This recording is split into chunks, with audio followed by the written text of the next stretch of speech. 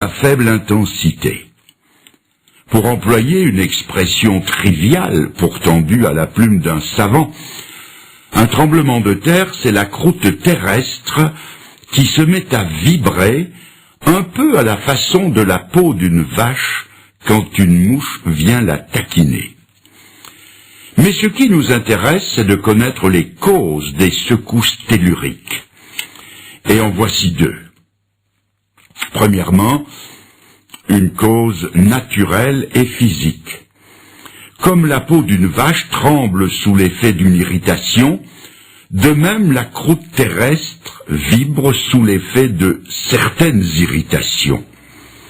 Au temps où la science faisait ses premiers pas dans ce domaine, on croyait qu'il se produisait des crevasses dans le fond des océans et que de grandes quantités d'eau entraient en conflit avec les masses incandescentes au centre de la Terre, produisant de gigantesques déflagrations dont nous ressentions les effets en surface. Cette théorie dite du catastrophisme a été abandonnée et remplacée par celle des plaques tectoniques et de la dérive des continents.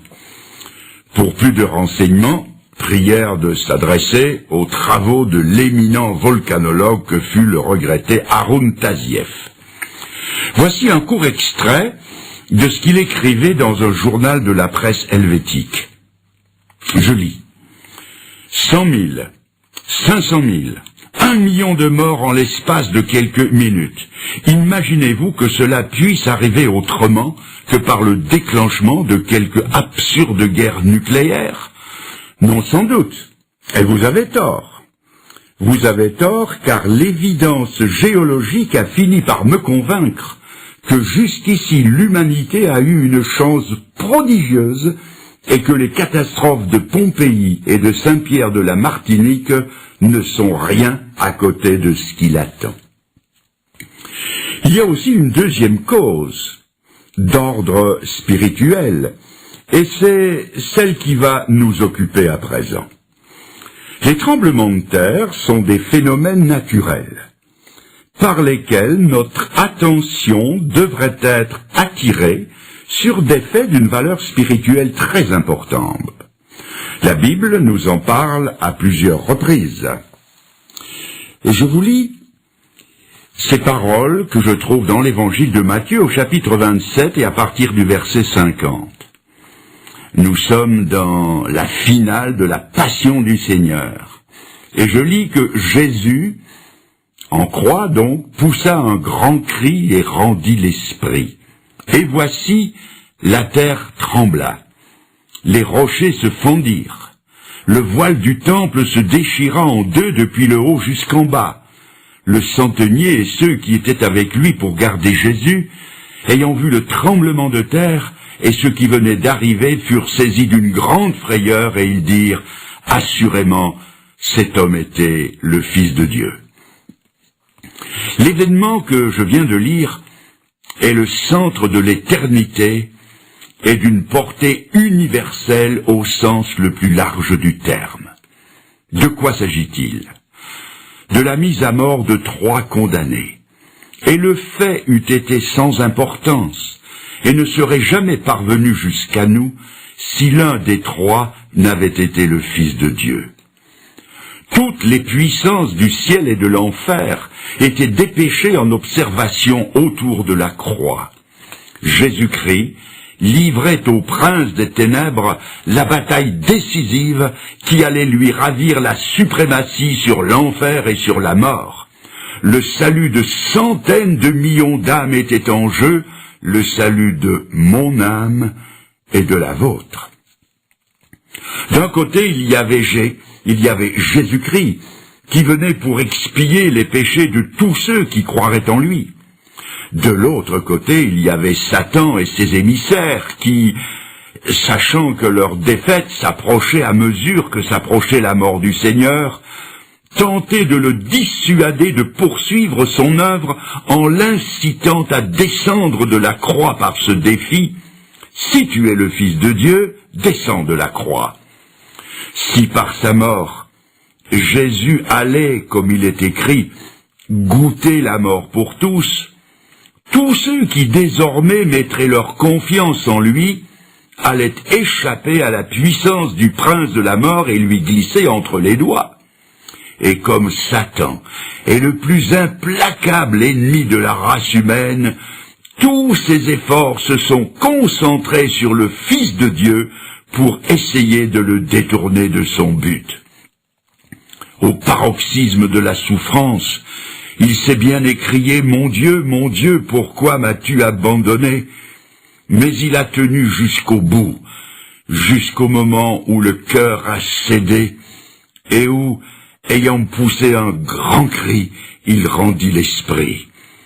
Et à ce moment précis, la terre trembla, les rochers se fendirent, le temple de Jérusalem vacilla sur ses bases, et le voile qui séparait le lieu saint du lieu très saint, et dont les historiens disent qu'il avait 30 centimètres d'épaisseur, ce voile se déchira en deux du haut en bas, comme une vieille toile de coton. Croyez-vous que ce soit par hasard que la terre ait tremblé à ce moment précis? Permettez-moi de vous poser une question. Votre cœur a-t-il jamais tremblé au récit de la mort de Jésus pour vous? Votre cœur serait-il plus dur que la rocaille qui, elle, s'est fendue? Votre cœur serait-il plus dur que celui de ce rude centenier romain qui a vibré et qui n'a pas pu retenir ce cri? Certainement cet homme était le juste Fils de Dieu.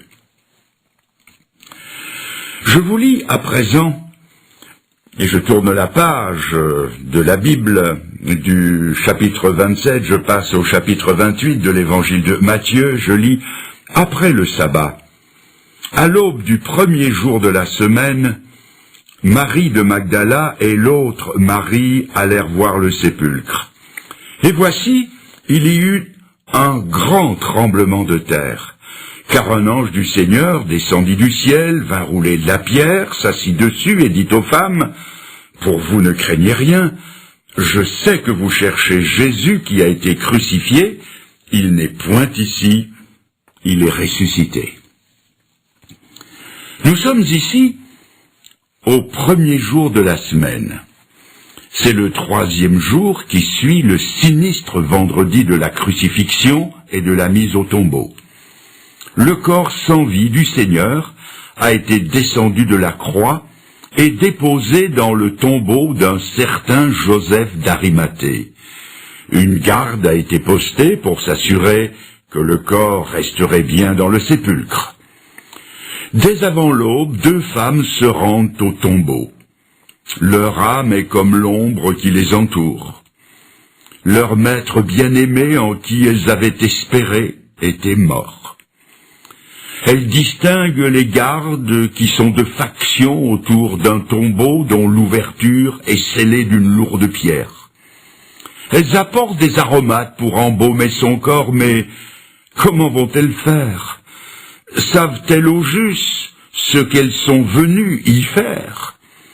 Tout à coup, à 3 jours d'intervalle, la terre se met à trembler au point que les sentinelles prises de panique tremblent de peur. Un personnage éblouissant de clarté roule la lourde pierre et s'assied dessus, et le tremblement de terre est accompagné de la nouvelle la plus stupéfiante qu'oreille humaine ait jamais entendue. Il n'est pas ici, il est ressuscité. Un tremblement de terre a salué l'annonce de la résurrection de Jésus-Christ. Croyez-vous que ce soit par hasard que la terre ait tremblé à ce moment précis? Je ne sais pas si vous vous rendez compte de l'importance de l'événement et de la doctrine qui en découle. L'apôtre Paul, conduit par le Saint-Esprit, exprime 2 pensées à ce sujet. Voici la première. Si Jésus n'est pas ressuscité, la prédication de l'Évangile est vaine. La foi aussi est vaine. Ceux qui croient sont encore dans leurs péchés, ceux qui sont morts sont perdus, et ceux qui espèrent en Christ sont les plus malheureux de tous les hommes. Vous trouvez ça dans 1 Corinthiens 15. Et la deuxième pensée, ayant dit cela, Paul, preuve à l'appui, affirme avec force, mais maintenant, Christ est ressuscité. Et parce qu'il est ressuscité, nous aussi nous ressusciterons. Nous serons tous changés en un instant, en un clin d'œil, à la dernière trompette. La trompette sonnera et les morts ressusciteront incorruptibles. Le développé de tout ceci est à lire tout entier dans 1 Corinthiens 15. La preuve que Jésus n'est pas mort comme les autres hommes, c'est que, comme les autres hommes, il n'est pas resté dans la mort. La résurrection de Jésus est la preuve que nous avons une espérance aussi vivante que lui est vivant. Je continue, et je rappelle. Un tremblement de terre a salué la mort de Jésus-Christ. Un autre tremblement a salué l'annonce de sa résurrection, et maintenant, une série de tremblements de terre annonce son prochain retour. Avant de quitter les siens, le Seigneur ne les a pas laissés sans consolation. C'est en ces termes qu'il leur a dit qu'il reviendrait. Que votre cœur ne se trouble pas. Vous croyez en Dieu, croyez aussi en moi. Il y a plusieurs demeures dans la maison de mon Père. Je vais vous y préparer une place, et quand je vous aurai préparé une place, je reviendrai, et je vous prendrai avec moi, afin que là où je suis, vous y soyez aussi. On trouve ça dans Jean 14. Il ne leur a pas révélé la date de son retour. Et il leur a même interdit de chercher à le savoir. Mais il leur a donné des signes avant-coureurs de son retour. Parmi ces signes, nous relèverons, sans nous y arrêter, la rentrée du peuple juif dans son pays d'origine, la Palestine, sujet que j'ai traité en détail dans une autre occasion. Il y aura aussi l'apparition de phénomènes inexplicables comme des signes dans le ciel, dirons-nous des ovnis, objets volants non identifiés. Il y aura une déferlante de gourous, de violence, de corruption, de belligérance à l'échelle mondiale et une multiplication des tremblements de terre prophétisés par le Seigneur lui-même en ces termes. Jésus se mit à leur dire, « Prenez garde que personne ne vous séduise, car plusieurs viendront sous mon nom en disant « c'est moi », c'est-à-dire les gourous, et ils séduiront beaucoup de gens. Vous entendrez parler de guerre et de bruit de guerre. Une nation s'élèvera contre une nation, un royaume contre un royaume. Il y aura des famines, il y aura, et je souligne, il y aura des tremblements de terre en divers lieux. Ce ne sera que le commencement des douleurs. Je viens de lire cela dans l'évangile de Marc au chapitre 13. Quelqu'un me dira peut-être que des tremblements de terre, il y en a toujours eu, et que par conséquent, ils ne peuvent pas être un des signes du retour de Jésus-Christ. Il est vrai que pour les Japonais, chez qui la terre tremblote si souvent que l'idée que ce soit un signe ne les impressionnera pas. Mais il y a une précision donnée par le Seigneur qui force notre attention.